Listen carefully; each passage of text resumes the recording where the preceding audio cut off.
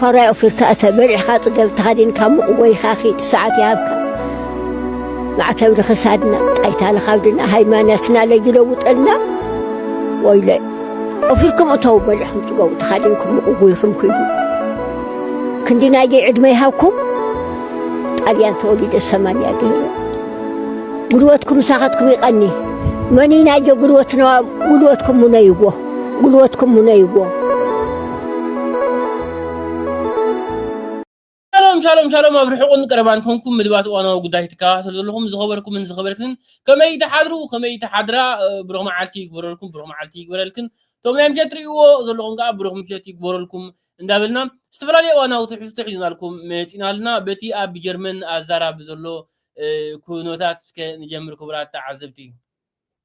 هو أجات أمي أب جرمن بقدامي بتعمل حما أنا جرجات إن الصخان تايم سيركم حدا ودسني نحن تقول حدا سودان أو مالتي نحنتي إيراناويت أجات أمي بزل تفيو نبزي تيوا مالتي فجي كل جزء كان زي متشاطر يوزلهم كان زي تحل فيهم الحركة أخم ديكم كأهل فون زيكم كم ديكم على قوم كل جزء هير فون وين ما دمس إيده بيقدر زخان نقدر كسمعوا خلهم بجاهم أبز تصقع حوات مغنياتو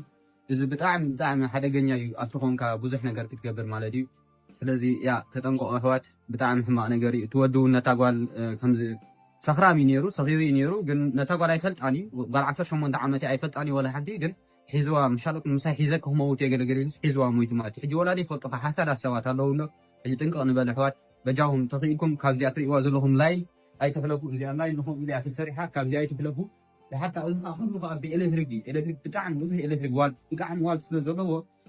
تيناي بدنا كل جزء إلكتريكنا بلعلي نايزي إنجن إلكتريكنا تحت سلزخنا بجاهم تتنقوا أخوات بجاهم تتنقوا كابزي أي تحلكوا لحركة أبزخونكم كموسيقى ولا أبزخونكم موسيقى سمعوا كل جزء أبز منطقة تسجعكم كابز ولا حدا سبز دفعكم يلا تسحبكم زيادة كبرى تعذب تعقداسيت من اختي زحلف زلو ابز حلفه بتاعمي الزهرابي نيروم ابزي جرمن كمزي غير وايل كمالتي خا ازي فلطا خا سلا صنحه بقى سيل نغرا من قديو لكم ابيلوانو بيتهم مس سمعسي مالت فالطو يكونوا قليل زخون سبترتيرو حاسبنو ولا حنت نركب بحال زي بلهم سووا بقى نغرا من قد لكم واز قد سبيو نحمو ما عاشر له كلام بلا بحال سلسي أبتي ناي تقاببر أبزغنا بحتر زبالة كل جيس تنقل دابل كاسيل كاسي إرفون أتي خاد بقى موسيقى أو اللي خاتته مبارجلسي كترف كاللوت إنك أقداسي خبرات تعذبتي أقداسي سلزخوني مجمر المدبي جرا كم ديكم وين ما أبكو فيكم كا سايقوا رفوات يا زي مثلني رانا لو معت فيديو أنيري تشاو دري ودلهم ما بصحف ኤምባሲ ናይ ሱዳን ኣብ ኢጅፕት ኣብ ካይሮ ዝርከብ ዝጽሓፍ ወይ ማለት እዩ እዚ ማለት ድማ ኣብዚ ወርሕዚ ኣብ ሰሙን ዝዘጋጥም ዘሎ ኣዝዩ ብዙሕ ዝኾነ ግፋታት ኣብ ልዕሊ ናቶም ዜጋታት ደው ክብል ዝውዕ ስለ ዘሎ ወይ ማለት እዩ እዚ ድማ ናብ መንግስቲ ከምኡ ድማ ማሕበራዊ መራኸቢታት ባዕሎም ዘቃልዑ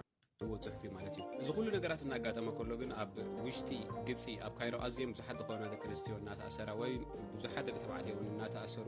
ተኣሲሮም ጥራይ ዘይኮኑ ብዘይፍትሓዊ መንገዲ እናሃገሮም እናተሰብኡ ከለው وجن منجسي إرترا وجن إمباسنا إرترا وش كايرو تركب دم زخونة يخوة تصحف في المالتي سو بزحت من السياسة زيجاتنا أوش تجيبسي بزي فتحوا مجادي يصورون يهرمون ديبورتني بروس رزلو أبجيب سخ سابز هاللهم دم أنا زوم سبات زيهم دم سخت كون ومسوا علينا ولا حنت دم تاي جوبرنيو مغنياتو أنت إرترا أيدي بلاندكم دم تحسبوا ها إرترا أيدي بلاندكم تحسبوا سياسة مس جبتي زجبرة سمع تراخي وزبهال قلة ولا حنت خمسة زي قال مثيلكم واحد كاب إمباسي ودي إمباسي ولا حنت تاريخ فينا بقى إيدا لهم أو كل زجبر نجر إيدا لهم إيش زلوا ناتنا حزب الساق زلوا مس إسياس كتتا وعل جراس لزلا قدسي مخنياتو all of a sudden هندبت بخمس درجة كتقف فايت خلني قدسي انتاي دا أخوينا قوم تقبر على قدسي من الوقت مس إسياس أبسم معات يوم خوني خوريا نمنتاي مخنياتو سب يدليه اللي إسياس كنت بعلو زبلو سلازينا ها كل جزء إسياس أفوركي بناي حزب إرتراك أنزا بناي حزب إرترا زخونة كتشج زي بلو مراح نتولو إسياس أفوركي أوكي زي نايوفي نديرت ملسك نبلوكم كبرات تعذب زي نايوفي زارب هذا زارب حاجة السمعة كل مقرب عمتات أبو هولاند زنبر سلام وصل فيه ولا بجرمن كمان شعو سلام وصل فوت نايرنا بزعبة ناي ليبيا أبو ليبيا زلوا أحواتنا يساقي له أبو ليبيا حماق قالوا إلنا سلام وصل فيه وت نايرنا أبو هولاند دون وت يميرهم أفتنا هولاند سلام وصل فيه زيت زاربا سمعوا فيديو زي قدح أو 45 ديجري سنتيغريد أب عراعيرو أو قحتي لاي أو وعاء أم معيتر فيديو تزق قدح كم زنا ليبيا تزوت أمانوني كابزوني على محازنكم سلازي اتزاير رأي قفعي اتزاير رأي تقونا كقال سنال ازي كم زي زربات الرخون يقول نفاس مسمتت زوسدو حجنا ليبيا مس ودقت وي مس نفست وي مستفتحت وي تارست مستفتت زغل من سيزي قال سخم زي بلو حسب يو ترادينا الله هنا نقال سلالنا تسرا يشغل شلل نبل لنا ማለት አይቆም ግን አቤርታ ዘሎ ጉዳይ ያቀሚት ካይኮነን ወላተም ገርኩም መተ ይፈልጡ ለምግት ገብሩ ወለኩ ማንያቱ ናይ ሊቢያ ተዓቢስና ናይ ኢትዮጵያ ከመጽ ማንያቱ ሽግር ካደ ኤርትራ ይዝውለት ናይ ኢትዮጵያ ተዓቢስና ናይ የመን ከመጽ ናይ ሱዳን ከመጽ ናይ ዩጋንዳ ከመጽ ናይ ጁባ ከመጽ هذا عندنا ተቀንደ አይኑ ማይ ከተዕጾ ዘለዋ አቤርታ ኣብ ኤርትራ ዘላ ጉዳይ ስለዚ ተፈትሕት እያ ኣብ ኢትዮጵያ ዘሎ ሕዋትና ይሳቀዩለውን ይብል ኣብ ሱዳን ዘሎ ይሳቀዩለውን ይብል ኣብ ሊብያ ይሳቀዩለውን ይብል ኣብ ግብፂ ይሳቀዩለውን ይብል ታ ኣብ ኤርትራ ዘላ ጉዳይ ስለዚ ተፈትሕት እያ ተሓቅሲ ኣይትኸሓድዋ ኣይንኸሓዳ ዝምኳተይ إذا خمسة تأكلنا لازال ملك ما يرتاح شقيق مقراف تكونه نعم مفتاح تكونه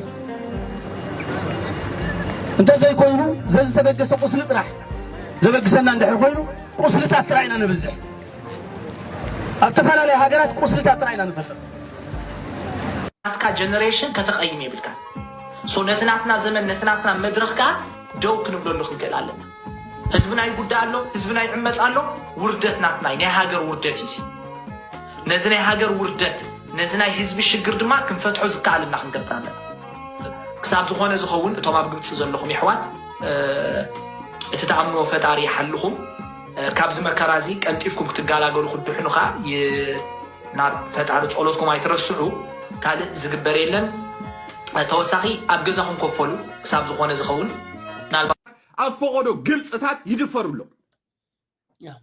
كالا أودات كترفيهم زدفر زلو بزون تحق حقي إلى زلو خطار استخورات تعذبتي تحق سي هجدف هذا كله تحتاتي مخانس كنرسع سلا زي بلنا يبزا حيم زارو زلو نسمعهم يدفرولو إمباس انتاي قبرالو إمباسي برازر قلص غيراندو الزار إمباس انتاي قبرالو إمباسي انتاي قبرالو ኢትዮጵያውያን ኮይንኩም ተትኾኑ ኤርትራውያን ግን ማንም ሰብ አይምተን ከፈኩም በሉ ግልጽ ገራህ ነገርኩም ኤርትራው ስለዝኾንኩም ይኹ ዝሁሉ ግፍዒ ድበጽሐኩም ደሎ በመን በዚ መንግስት ኤርትራ ድባል ብናቱይ ብካለ ከመሰካ ብራዘር ስለዚህ ኢትዮጵያ ዘይትረብህ እንዳበልናያ ተረዲኩም አሎ ኢትዮጵያ ክትወረካያሞ ኤርትራ ድህ ኤርትራ ከነገርኩም ግልጽ ገራህ ነገርኩም ትጥቀመልካ ከም ኮንዶም ትድርቤካ ድማ ኤርትራ ግልጽ ገራህ ነገርኩም ከም ኮንዶም ተጠቂማ ትድርቤካ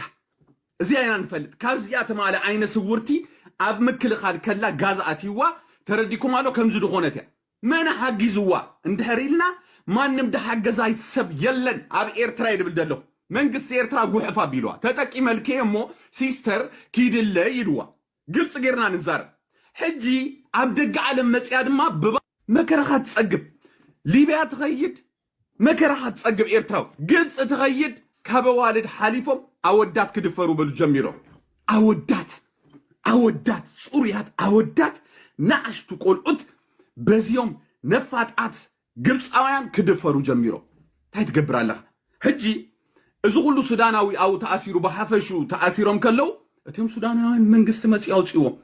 اتيوم إثيوبيان منقست مسي أو تسيوهم ناي إيرتراغن تايبلك كابزو مسي تايبلك ህዝብኻ ከተድሕን ዘይትኽእል ኤርትራ ግን ኣድሕና ይብለካ ኣብ ዝመፁ ስለዚ ኣብዛ ቲክቶክ ግልጽ ገይረ ክነግረኩም ኣብዛ ቲክቶክ ኣቦኻ ደይብልካ ኣዴኻ ደይብልካ ወይም ድማ ተረዲካሉ ሕዋትካ ደይብልካ ሰባት ኣብዚ እንዳመፀኻ ኤርትራ ንድሕና ኣይትበለድና ከይትብለኒ ዋላ ንህዝቢ ኤርትራ ከይትብሎ ኢሳይያስ ክነግረኩም ኢሳይያስ ካብ ቀደሙ ኢትዮጵያ ብጣዕሚ ይደፍቅራ ግልጽ ገይረ ክነግረኩም ኢሳይያስ كنقرأكم نا إثيوبيا نجار ندحب تلاقيلو أيكونن سنو معكورو يدسرق تودي سلازي نحنا هاجر كنسنا كم كل اللي نامسهم نما قدلنا بتعم كويد قرمك هذا إثيوبيا ومسيوسي هاجر تأكل حزنا سودانا وين بس سودانا وين دامو إثيوبيا عند يزار وحوات ሃገር እኮ ሱዳን ምስ ጅቡቲ ዛንይሽ ከማን ክዛረቡ አይክእሉን ንምንታይ መሲልካ ክብሮምን ክብራን ተዓቃቂሎም እንድኸዱ ተረዲካሉ ንሕና ግን ከም ክልል ከም 14 ክፍለ ሃገር ናይቲ ኢትዮጵያ ከም ኮይና ምስኦም ንዛረብ ኣለና ብጣዕሚ ይዝገር ባዕልና ስዒድና ንህቦም ኣለና ነዚኦም ኢትዮጵያን ስለዚ ባይ ከነግረካ ካው ዝሓለፈ ድማ ናቱ ልብዳለትና መወዳታ እዚ ተጋዳላይ ዝበሃል ታዲያ ተምጽእ ትኽእል ታይ ከተምጽእ ትኽእል ናታ ፈርተብላ ዲቃላ ዘር ተረዲካሉ እዚ በስባስ ተጋዳላይ ወዲ 80 ወዲ 90 ኮይኑ ሲብለካሎ ታይ ከምጽእ ዝኽእል እዚ በስባሳ እዚ ቆርበቱ ጨናዊ ቁማል ሒዙ ካብ ገሊ ሒዝና ድመጸ ቁማል ክንድገደ ደኹም ቁማል ሒዙ ንመጸ በስባሳ ስለዚ እዚዩ ኤርትራ ዘዋርዳድሉ እዚ ተጋዳላይ ዝበሃል እዚ እዚኦም ናይ ቀደም ብፍላይ እዚኦም ጀጋኑ ድበሃሉ ስዋኣት ህልውና አይ ጅግና ኮይኑ ይፈልጠን ብፍላይ ተጋዳላይ አገልግሎት መስኪን እዚ መንደላይ ዝበሃል መስኪን እዚ ተጋዳላይ ዝበሃል ግን ብለካለሁ ተጋዳላይ ዝበሃል ግን እዚ ቆርበቱ እስትኽ ተረዲኩም አሉ እሱ ይተጻዊትላን እዚ ሃገር እዚያ ንመንእሰያትና አባሪሩ ናይ ዓረብ መጻወት ድገብሮም ደሎ እሱ እዚ ተጋዳላይ ዝበሃል ተጋዳላይ ዳር ሕጂ አይከብርኒ ኢለኩም የቀድመ ሕጂ ተጋዳላይ አይከብርን እዩ የስ አይከብርኒ ግልጽ ገይረ ይነግረኩ አይከብርን እዩ ዘይከብረሉ ምኽንያት ድማ ንነብሰይ ይጣዓመኒ ኢሉ ንነብሰይ ይጣዓመኒ አመን እሰያት ምብራር አመን እሰያት ምቕታል አመን እሰያት ምስዋዕ ተራለዎ ኣብ ግብፂ ማዓኮሮም ተደፊሮም ደለው ኤርትራውያን አወዳት ብሰንኪ ተጋዳላይ እዮም ብሰንኪ ተጋዳላይ ንመሪኻ ኣብዚያ ሕጂ በሮሮ ክትብለሉ ንመሪኹም ሕጂ ሓፍሓፍ ክትብልሉ እስኹም መሪኹም እንታይወትኹም ድሕሪ ሕጂ ክነግረኩም ኤርትራ ንህዝባ ዘይተድሕን እንድሕር ኮይና ብጎረቤት ትመሓደር ተወዲያ ብጎረቤት ትመሓደር ነብሳ ዘይትኽእል ዋላ በዓል ኣሜሪካ ከምኦም ትሰርሑ ደሎ በቃ ኣለቀ መንእሰያቱ ጉሒፉ ተረዲካሉ ኖኖ አክብራ ንኤርትራ ተንከባኸባ ንኤርትራ ሓድነታ ከም ዝግባ ናትንና የቆሻሻ ልጅ አነ ክነግረካ ኤርትራ ተኽብረን እንድሕር ኮይና ደኽብራ ግልጽ ገይረ ክነግረኩም በዚ መንግስት እዚ ግን ተዋሪድና እምበር ሓንቲ መዓልቲ ከቢርና ይንፈልጥ ሓንቲ ሰከንድ ስለዚ ሕጅም ኣብ ግብፂ ክነግረኩም ኣብ ግብፂ ኮነ ኢሉ ኢሳያስ አፈወርቂ ማዓኮሮም ድፈሮም ነዚዮም ዜጋታተይ ኢሉ ደብዳቤ ስለጻፈጥና ካልከ ይመስለካ እዚ መንእሰይ ኤርትራ እዚ ዓይነኻ ክፈት ብራዘር ነዛ ሃገር እዚያ ጽፍርኻ ከይትሰድድ ምስ ኢትዮጵያ ትገጥማላ ተባሂሉ ሕጂ ተረዲኩም አሎ ታይ ድግበረሎ ንትግራይ ንምድሓኒ ካልከ ይመስለካ ንትግራይ ንምድሓኒ ንኤርትራ ምድሓን መሲልካ አሻኻ ኤርትራዊ አሻኻ አይትፈልጥን ኢኻ አይተሰምትን ኢኻ ንትግራይ ንምድሓን ትማሊ ንምሓሩ ምድሓን ተባሂሉ ብዙሓት ሕዋትና ጠፊኦም ሕጂ ድማ ንትግራይ ንምድሓን ተባሂሉ ድማ ሰብካ ይጠፋ ኣሎ ስለዚ ኣብዚ ደቃ ሓቁይፋ ወዳ ሓቁይፋ ሕዋታ ሓቁይፋ ታይ ትብለካ ነቲ ኣብ ሜዳ ዘሎ ከምኡን ድማ ኣብ ኤርትራን ዘሎ ኤርትራዊ ግን ንክጠፋ ኣላ ትጉስጉስ መዓት ያደላ ብራዘሪ ስለዚ አይና ክፈት አይኑ ትማል ተሰውዕ ሕዋትኩም አይተነገርኩምን ልቦና ድሕር ኣለኩም ኣስተውዒልኩም ኪዱ ሕዋት እንታይ ድስራሓልና ደሎ ክሳብ ሕጂ ኤርትራ ዓቂምናያ ተረዲኩም ኣሎ ግን ክንዕቀብ ድማ ይከኣልና ክንዕቀብ ግን ኣይተራዕናን በቃ ኣለቀ ስለዚ ንሕና ድማ ንክንስዋዓላ ንክንመተላ ከምኡን ድማ ንክንስንክለላ ጥራሕ ዘድል እንድሕር ኮይኑ ነወይ ያ ኣይከውንዩ ዘይተርባሓነ ነገር ክግበር አይደልን ብትኽክል ብጣዕሚ ዝሕምም በዓል ሊዮን ትማልሲ ገዝኦም ከፊቶምሲ ንሓደ ካብ ግብፂ ድመፀ ሰብሲ የዛርብዎ ነይሮም ካብ ግብፂ ድዩ ካብ ገለ እዚኦም ንባዕሎም ንሓንቲ ሓፍቶም ተረዲኩም ኣሎ ጊፍት ኣይተሓቡ ገንዘብ ኣይተሓቡ ንሃገር ኢላ ዝዓወረት ጓል ንስተይቲ ንሃገር ኢላ ይወላችሁ ዝዓወረት ጓል ንስተይቲ ክነግረኩም ኣይተሓግዝዋ እንዳበለ ምስ ሞኒካ ድሰብኽ ዝነበረ ሰብ ሓላይ ናይ ህዝቢ ኤርትራ ኮይኑ መፅዩ እንታይ ይብላ ኣሎ ሕጂ حلاينا حزب إيرترا خوينو مجلسي انتاي دبلك كارل نو زي ما بقبص للو حوات راسي بس دما أبوتاتنا حاجراويان يوم أبوتاتنا كو كمزيوم اندابلو دما يجهروا لك سلازي يا هوات قلت غير خنقركم انا اذا حاجر زيا انت غيرات الله سوري وي انت غيرات له معناتهم بقدم تقبل الصبات ابزن الزارب عند دما نملسي يزقدسو الزربازي نملسي قصالي እንዳወጻሁ ድዛረበልኩም ደለኹ ናኹም ንምሕጓስ አይኮነን ማንም ተሐጎስ አይተሐጎስ ጉዳይ ኮይንካ ይትፈልጥ كنقرك أنا جن بز هزبزي كأسأل الزارب دلخو سلد حمن وشتأي سلز تنكفي ترديكم على سلز تنكفي وشتأي سلز تنكفي ترديكم على سلزي حجم أرجبسي ما عتنا عشت تقولوا تدفيرهم يبحلالو ماني تحتاتي ماني خدم صدقونا دم صدق متى يدخونوا هيا دمص لي تخونوم طرح يزرب اد الزرب منغست إيرترا كجبر تزدل نيرو قلطيفو مغبره نيرو እዚ በስባስ መንግስቲ ግን አይደለኝ እትዝሕዝን መንግስቲ ኤርትራ ነቴማኡ ዘለው ኣብ ግብጽ ደለው ኤርትራውያን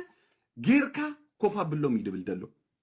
ግልጽ ጌርካ ነግረኩም ድሌትኩም ግበርዎም የምድብሎ ደለው ኤምባሲ ኤርትራ ብለካለው ኤምባሲ ኤርትራሲ ነዚዮም መንእሰያት አቦምን አዲዮም ደሰው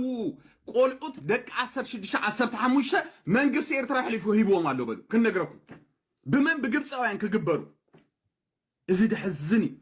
إذا دحفري يحوات إذا دحفريو كتزاروا كمان بتعمي بقى دساك كاي بتعمي بقى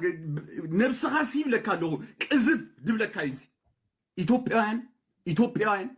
هذا إثيوبياوي كتنكف عين دلنينا إلهم إمباس خيرهم كابت سربيت أوتشيو سودان كمو إيرترا تخدكا أسكت أبز دمبا أبز تيك توك إيرترا دحنوا يبهلالو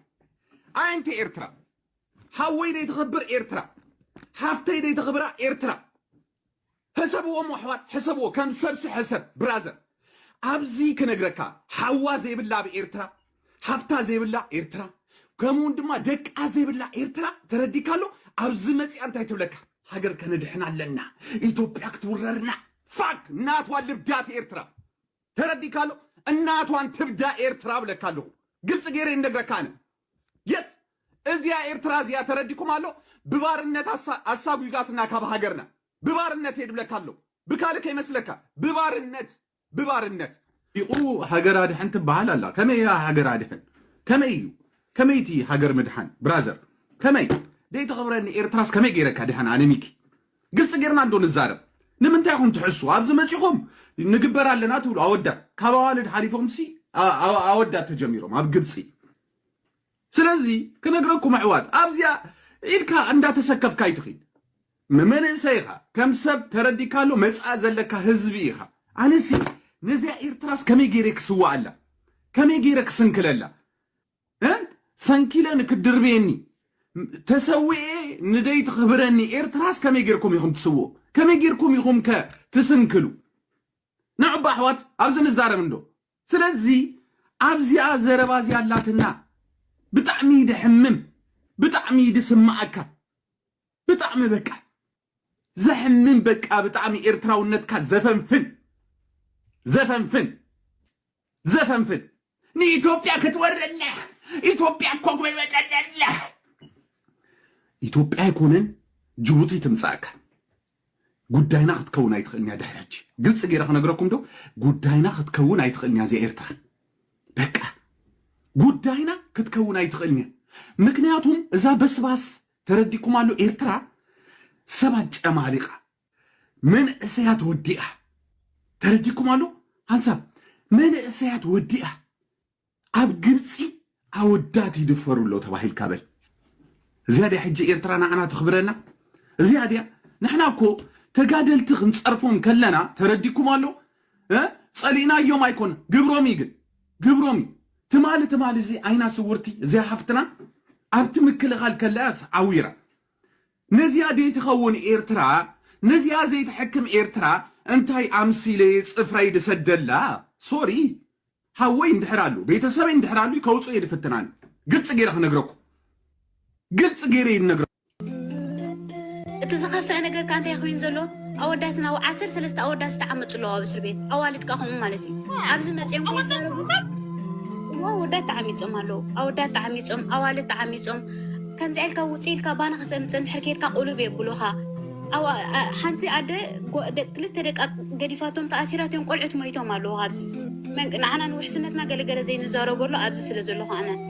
መንግስት ቁሩብ ስለ ዝሕግዘና ዝነበረ ሕጂ ግን መንግስት ስለ ዝሃድነና ዘሎ ኩሉ ሃድነና ኣሎ ማለት እዩ ወላ ብዓራብሻ ኖርማል ደይበልኪ ናይ ዋጋ ናይ ታምሽዋርክ ዘይኮነሲ ዝያዳ ይብለኪ እሊ ኢሉሽ ዕንዳ ፖሊስ ከጽሕከ ይብለካ ይህድደካ ማለት እዩ ክንደይ ኣብ እስር ቤት ላማ ኣብ ኣፎም ምስቶም ንሕና ወላ ሓንቲ ገበን ዘይብልናሲ ምስቶም ናይ ሕልፈትን ምስቶም ናይ ሓሽሽን እዮም ዝኣስሩ ካብቲ ውሽጢ ምስቶም ኣብ ኣፎም ላማ ኣለዎም ገለ ነገር ተጌርካ ኣብኡ እንድዒ ኣብ ኣፎም ላማ ሒዙ ትሕቲ መልሓሶም ላማ ሒዞም እዮም ዝንቀሳቀሱቶም ግብፃዮም ከምኡ ሽግር ኣለዎም እንድዒ እንታይ ኮይኖም ከምኡ እዮም ቶም ዓዲ ሰይጣውንቲ እዮም ሕጂ ሲ ንዓናስ ብሓቂ ማለት እዩ ገንዘብ ሓገዝ ኣይኮነን እንደሊ ዘለና ንሓን ፅዒሩ በላዕ ዝደሎ በቃ ድምፂ በቃ እንድሕር ኩሉ ዘይከኣል ኮይንስ ወላ ናብ ካልኣይ ሃገር ከሰጋግሩና ወይ ከዓ ኣዘ ዘለና ኣብ ሰላም በቃ ከም ስደተኛ ክንነብር ኣብ መንገዲ ፅሑፍን እና ይሕዙና ማዕኩርና ይሕዙና ክብረ ዝበሃል የብልናን ሞኒ ንሕና ኣወዳት ኣሕዋትካ ምሳኻ እንድሕር ከይዶም ክሳዶም ይሃርሞም ዓበይቲ ሰብኡት ይኹኑ ንኣሽ ይኹኑ በቃ ደኒና እዮም ኣሕዋትና ወላ ሓንቲ ክትገብር ኣይተኸልና ኣብዚ ዓዲ ድንዱናት ኢና ካብ ቀደምና ድንዱናት ሕጂ ኸ መሊስና ብዝኸፍአ መልክዑ ተደንዲኑ ማለት እዩ ኣብ ሓደ እንዳሻይ እንድሕር ኮንካ እንዳሻይ ዘሎ ሕጂ እንዳሻይ ገዲፎሞ እንዲኦም ሓበሻ እንዳሻይ ዝወፅእ ሰብ የብልናን ግን ኣብዚኣሲ ተሓዊል ዘይብሉ ማዓሰብ ኣሎ ኣነ ንባዕለይ ዘመድ ዝኾነ ሓዊ የብለይ ገለ የብለይ ኣብ ደገ ኣነ በይነይ ባዕለይ ሰሪሐ ዝነብር ሕጂ እዚኣ ተዓፂ ኣለኹ እንታይ ይገብር ኣነ ደቂ ኣንስታይ ንግበር ናበይ ንኸይድ ወላ ዲልቨር ጌርካ ከይትበልዕ ማለት እዩ ሕጂ በቃ እንታይ ዳታ ኮይና ዘላ ምስሊ ክትፅብብ በቃ ዓቕልኻ ስጪ ይጨንቀካ ኣሎ ሕጂ ንሕና ቀንዲ ናብቲ ከምኡ ዝገብረና ንሕና ገንዘብ መፍትሒ ስለ ንጥቀመሉ ኢና ገንዘብ መፍትሒ ንጥቀመሉ ከዓ ሰብ ስለ ዝፀግዕ ስለ ደይብልና ኤምባሲ የለ ዩኤን የለ ስለዚ ንሕና ነገራትና ብገንዘብ ክንፈትሖ ንደሊ ኣለና ኤምባሲና ኤርትራ ኤምባሲና ኤርትራ ነዚ ጉዳይ ዝዕሽሽ ኢልዎ እዩ ولا حدا بقى بقص ينباسو ليلكاي زغدو باسنا إيرترا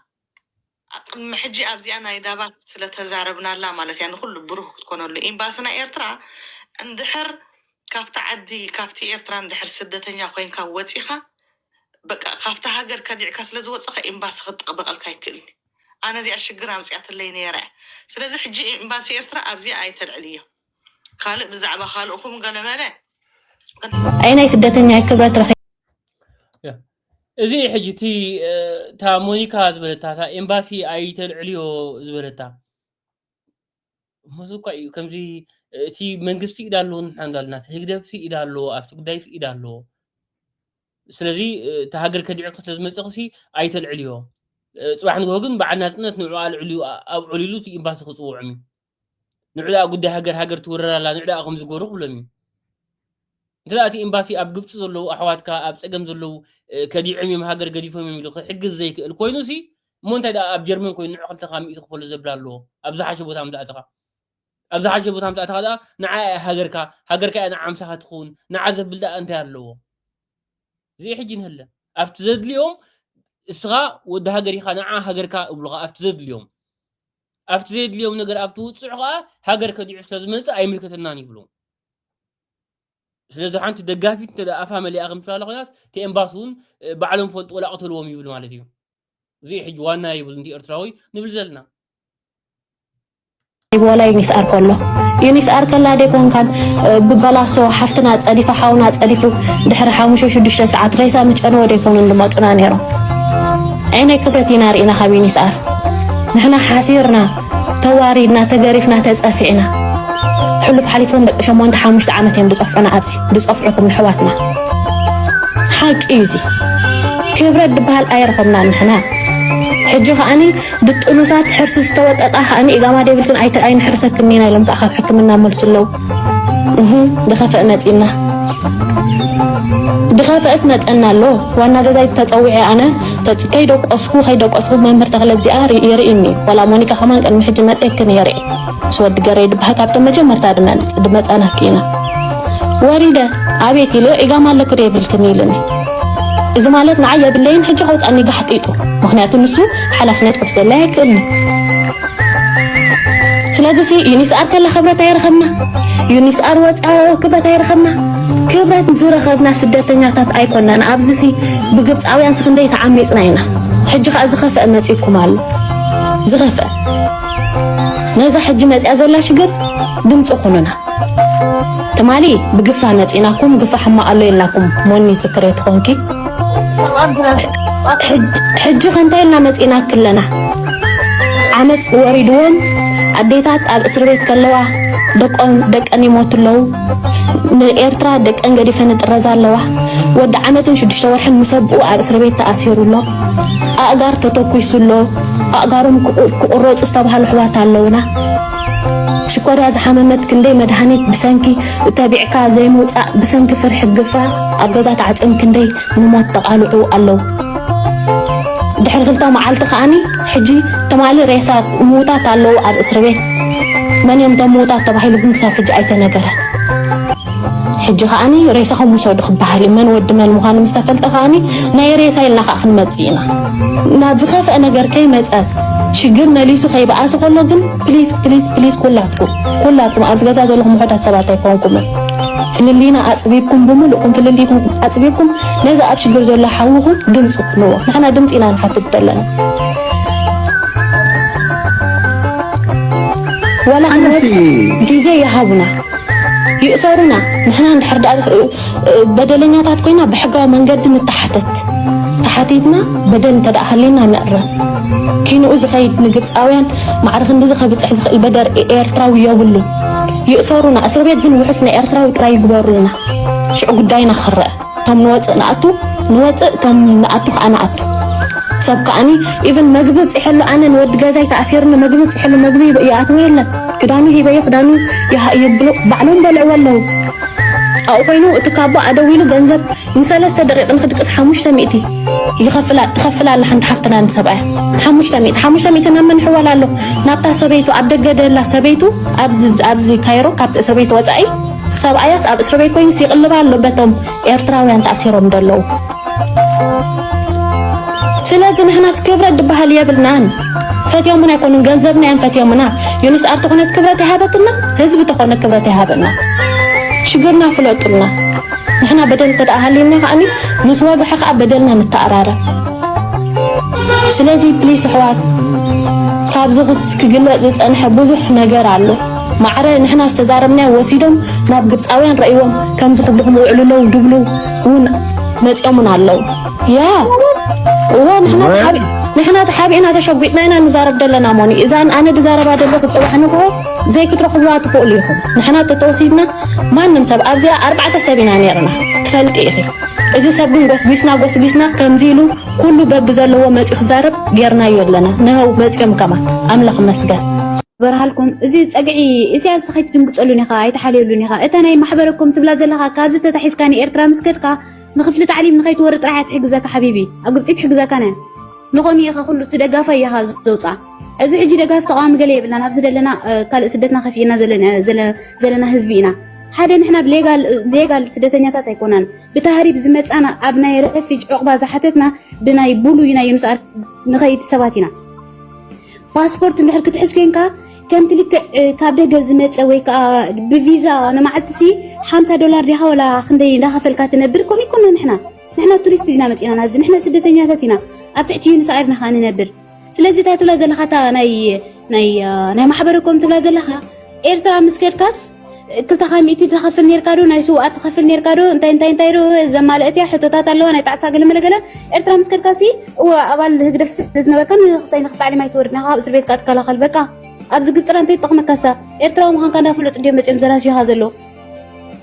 እዚኣ እስከመልሰለይ ትጠቕመካ እያ እዚኣ መታን ግሉፅ ክኸውን Please don't scroll. This is very important message. Being a refugee is not a crime. Being a refugee is not a crime. Right now, Eritrean refugees in Egypt are in detention. Some are facing imprisonment and violence. I have been there twice. Egypt has felt like a second home. That's why this hurts even more. Because when a place feels like a home, you expect safety and you expect humanity. These are real people with families, with dreams, and with fear in their hearts. No one deserves to be locked up or hurt for simply trying to live. So I'm calling on the government to protect innocent lives and choose justice. Egypt's like our second home, and home should be a place of safety, not a suffering. Home should be a place of safety, not a suffering. ይህንን ፎቶ ተመለከታችሁት እዚህ ጋር كبرت عزبتي كافتي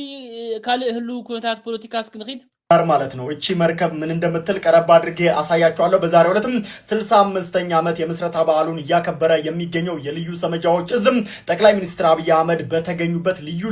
ፕሮግራሞች እየተደረጉ ይገኛሉ። ተወደደም ተጠላም ተዘግቶብን አንኖርም የሚለውን መልእክት ጨምሮ የተለያዩ መልእክቶች ተላልፏል። እዚች መርከብ ላይ ያለውን ነገር ላሳያችሁ። እቺ መርከብ እንደምትመለከቷት አሰብ ኢትዮጵያ የሚል ጽሑፍ እዚህ ጋር ከታች አለ። እንደዚሁም ደግሞ የኢትዮጵያ ባንዲራም እዚህ ጋር ትመለከቱታላችሁ። አንድ ኤሊት ፎርስ ኮማንዶ ደግሞ የተዘጋ በርን ሰብሮ ወደ መርከቧ ወይም ደግሞ ወደ አሰብ ኢትዮጵያ ሲገባ የሚያሳይ ፎቶ ነው። كبرات تعذبتي بحطر زبل إثيوبيا بكل معكنا زيناناتا بزعبانا إيرترا بحري دارجا نتهزبسي انتاي ديز قبر زولو نتهزب إثيوبيا تلقاقامي بمعكن زينا بإنترفيو أو كمز ممرا نايو تهدرات تلقاقام بزعبا بحر مزراب نتي إثيوبياوي قديتها بقى مشالو يوم رؤوس بخالق يحسب بزعباتي بحري قديتها ناتو مخانو كم زحسب قلقيو زقبرو زولو مالتيو إذا حجي كاب تمالي زنبر ممرقتا خوينو بقى سراوي تريقوم بدعير زولو صحف فتيكم طريقهم تعاتينا أين نبرني زولو مركبنا إثيوبيا ألا تريقوا ألوهم بانديران إثيوبيا ونهلا عصب إثيوبيا زبلون أفتا مركب صحف ألو سلازي بلسقنا خلو زيكا ألو نوكينات كخون زغل ጎስጓስ ወይ አዛራ ነገር ገብሬው ዞሎ ደግሞ በዚህ ፕሮግራም ላይ የታየው ይህ እዚህ ጋር የምትመለከቱት ነው። የኢትዮጵያን ብሔራዊ ጥቅምና ክብር ለማስጠበቅም ተኝተን አናድርም የሚል መልእክትም እነዚህ የኤሊት ፎርስ አባላት አስተላልፈዋል። እዚህ ባለፈም ደግሞ በርካታ የኤሊት ፎርስ አባላት በተገኙበት እዚህ ጋር ማለት ነው ከራስ በፊትም ለህዝብና ለሀገር ጥቅም የሚል መልእክትም እንደምትመለከቱት ተላልፏል። ጠቅላይ ሚኒስትር ዶክተር አብይ አህመድም በዚህ ፕሮግራም ላይ ተገኝቷል። አሁን ላይም ታዲያ የተለያዩ መልእክቶችን አስተላልፈዋል። ናብ ኩናት ተቀራሪብና ኢና ዘለና ካልእ ጀነራል ጻድቃን ናብ ኩናት ቀሪብና ኢና ዘለና ብምባል ዝተዛረባ ዘረባ ብብዝሒ ቫይራል ወፅያ ተደጋጋሚ ክትዝረብ ሰሚዕኹማ ትኾኑ ኢኹም ንእግረ መንገደይ ሎም ንግሆ ካብ ዝወፅእ ሰበር ዜና ብዛዕባ ናይ ቦርድ ምርጫ ኮይኑ ክቡራት ተዓዘብቲ ኢትዮጵያ መቸም ምርጫ ከም ትዳለውኩም ዘላ ተደጋጋሚ ብብዝሒ ተገሊጹ እዩ። እቲ ሎሚ ዝወፅእ ዜና ድማ ከም ዝትሪእዎ ዘለኹም ኮይኑ ኮሚሽን ኢትዮጵያ ብዛዕባ ኣከራክርቲ ዝበሎም ቦታታት ዝወሰኑ ውሳነ ሕሞራ፣ ዓድረመፅ፣ ኮሮም ኦፍላ፣ ጸለምቲ፣ ራያ ኣላማጣ እዞም ኣብ ላዕሊ ዝተጠቐሱ ቦታታት ካብ ትግራይ ወፂኦም ተፀዋዕነቶም ናብ ተወከልቲ ህዝቢ ወይ ባይቶ ፓርላማ ኢትዮጵያ ክኸውን ፓርላማ ኢትዮጵያ ወሲኑሎ ኣቀድማ ኣቢሉ ኮሚሽን ምርጫ ኢትዮጵያ ኣብ ትሕቲ ክልል ትግራይ ኮይኖም ምርጫ ከካይዱ ምዃኖም ሓቢሩ ነይሩ። ካብ ትግራይ ወፂኦም ኣብ ትሕቲ ፌደራል ኮይኖም ምርጫ ከካይዱ ተወሲኑሎ። እዚኣ ኣዛራቢት ኮይና ብዙሓት ተጋሩ እውን ኣይተቐበልዋን ብብዝሒ ኣብ ፌስቡክ ሸር ክብልዋ እውን ርኢኹም ትኾኑ ኢኹም። ምክንያቱ እዞም ቦታታት እዚኦም ሕሞራ፣ ዓድረመፅ፣ ኮሮም ኦፍላ፣ ጸለምቲ፣ ራያ ኣላማጣ መቸም ምስ ትግራይ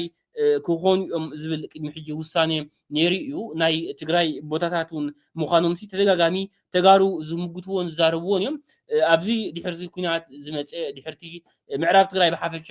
መንግስቲ ኢትዮጵያ ምቁፅፃሩ ግን እንሆ እቲ ምርጫ ብዓብዩ ኣብ ትሕቲ ናይ ኢትዮጵያ ኮይኖም ክኸውን ኣብ ትሕቲ ናይ ፌደራል ማለት እዩ ተመሓዲሮም ኣብኡ ኮይኖም ክመርፁ እዩ ወሲኑ ዘሎ። ብዙሓት ተጋሩ እውን ኣይተቐበልዋን። እንታይ እዩ ክመፅእ እቲ ጉዳይ ሓቢርና ክንሪኦ ኢና ክቡራት ተዓዘብቲ እምበር ብብዝሒ ኣብ ፌስቡክ ብዝሓለፍካዮ ነቐፌታ ብዛዕባ እዚኣ ዘላ ማለት እዩ። እቲ ናይ ኢትዮጵያ እውን በቃ ወሲነ እዩ ዝብል ዘሎ። እንታይ እዮም ክገብሩ እታ ምርጫ እምበር ብሰላም ክካየድዋ እዮም እዛ ዓመት እዚኣ ካልኦት ናይ ኣፍሪቃ መጀም ትፈልጡኹም ናይ ኢትዮጵያ ገለ ዘይኮነስ በላ ብሓፈሻ ኣፍሪቃ ከምኡ እዮም ዝገብሩ እቶም መራሕቲ እንተደኣ ምርጫ ኣሎ ኮይኑ ፕረዚደንታዊ ምርጫ ወይ ኩናት ይውልዑ ወይ ገለ ይውልዑ በቃ ሽዑ ናብ ኩናት ይኸይድ እምሮ ናይቲ ሰብ ድሕሪኡ እቲ ምርጫ ከይተኻይደ ይተርፍ ማለት እዩ እዚ እውን ከምኡ ከይኮነ ኣይተርፍን እታ ኩናት እውን ድልዮማ እንዲኦም ዘለው ኮኔልካ ዝግበር ነገራት እውን ብሕጂ ሓቢርና ክንርኢና ብሓፈሻ ሎሚ ካብ ዝተወሰነ ውሳነ ግን እዚኣ ንብዙሓት ተጋሩ ሕዚና ርእያ ማለት እዩ ካልኦት ናይ ጀነራል ጻድቃን ውሳቶም እዮም መናእሰይ እናሓፈስካ እናገደድካ ሰራዊት ብድሕሪት ኮንካ ብጥይት እናወቕዕኻ ክኾና ውግእ ምእታው ጥምዶ ዝበሃል ምስ ኤርትራ ዝግበር ነበረ ወደኽደኽ ናብ ዝለዓለ ደረጃ ይበፅሑ ዘሎ ናይ ዓዲ ሉኣላዊነት እዩ ተደፊሩ ዘሎ እዚ ጉዳይ እዚ እውን ናበይ ከም ዘብፅሐና ይፍለጥን ናይ ኢትዮጵያ ሉኣላዊ ግዝኣት ምድፋር እዩ ዓዲ ሙሉእ ሒዝና ንጥፋ ኢሎም እዮም ጠፉ ዘለው ናና ኩናት ቀሪብና ኢና نحن نقول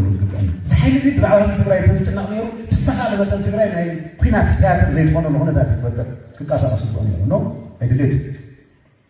كقبرني على كا قبرني نخليه ده ثوانا دليت دل إثنا خلتيت الجور بدم 5 عمد 6 عمد تطبوني مش عارف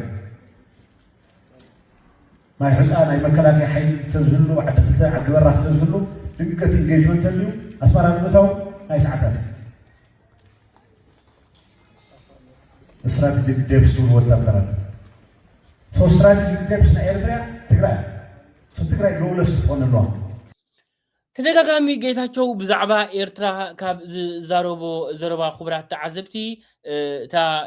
ኮኔሎም ሲያሲ እታ ኩናት ኣብ ኤርትራ ንኸይትካየድ ኣብ ትግራይ ንኽትካየድ ኢሉ እዩ ሲያስ እታ ኩናት ናብ ትግራይ ዝሰዳ ዘሎ ንትግራይ ከከላኸል ሓልዩ ዘይኮነስ ግን በቃ እታ ኩናት